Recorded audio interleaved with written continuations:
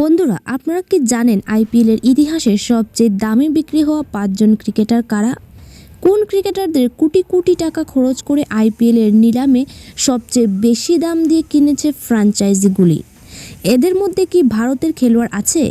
আজকের এই ভিডিওতে জেনে নিন আইপিএল 2024-এর সবচেয়ে দামি ক্রিকেটার কারা। আইপিএল 2024-এর মিনি নিলামে অস্ট্রেলিয়ান খেলোয়াড়দের উপর প্রচুর অর্থ বর্ষণ করা হয়েছিল।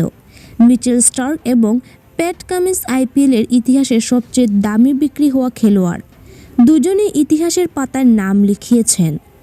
আইপিএলের ইতিহাসে সবচেয়ে দামে বিক্রি হওয়া খেলোয়াড়ের তালিকায় অস্ট্রেলিয়ার দুই ফাস্ট বোলারই রয়েছেন প্রথম এবং দ্বিতীয় স্থানে। Mitchell Starc.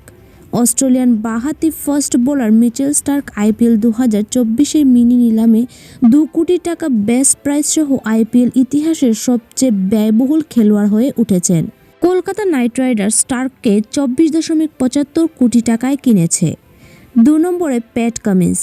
অস্ট্রেলিয়ার অধিনায়ক ও ডানহাতি ফাস্ট বোলার প্যাট কামিন্সকে 20.50 কোটি টাকায় কিনেছে সানরাইজার্স হায়দ্রাবাদ। নিলামে প্যাট কামিন্সের ভিত্তিমূল্য ছিল 2 কোটি টাকা। আইপিএলের ইতিহাসে দ্বিতীয় সবচেয়ে দামি বিক্রি হওয়া খেলোয়াড় হয়েছেন তিনি প্রথম খেলোয়াড় হয়েছিলেন, কিন্তু মিচেল স্টার্ক তাকে পেছনে ফেলেছেন। 3 নম্বরে ড্যারিল মিচেল। নিউজিল্যান্ড দলের মিডল অর্ডার ব্যাটসম্যান ড্যারিল মিচেলকে 14 কোটি টাকায় কিনেছে সিএসকে। 2023 বিশ্বকাপে মিচেল খুব ভালো পারফর্ম করেছেন।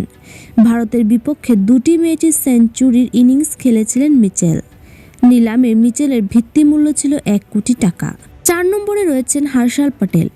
ভারতীয় ফাস্ট বোলার হর্ষল পটেলকে ছেড়ে দিয়েছে আরসিবি।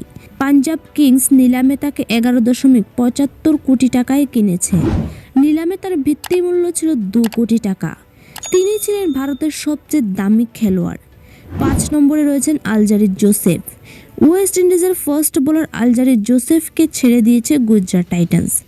আইপিএল 2024-এর মিনি নিলামে আলজারি জোসেফকে 11.50 কোটি টাকায় রয়্যাল চ্যালেঞ্জার্স ব্যাঙ্গালোর কিনেছিল। তার ভিত্তিমূল্য ছিল 1 কোটি টাকা।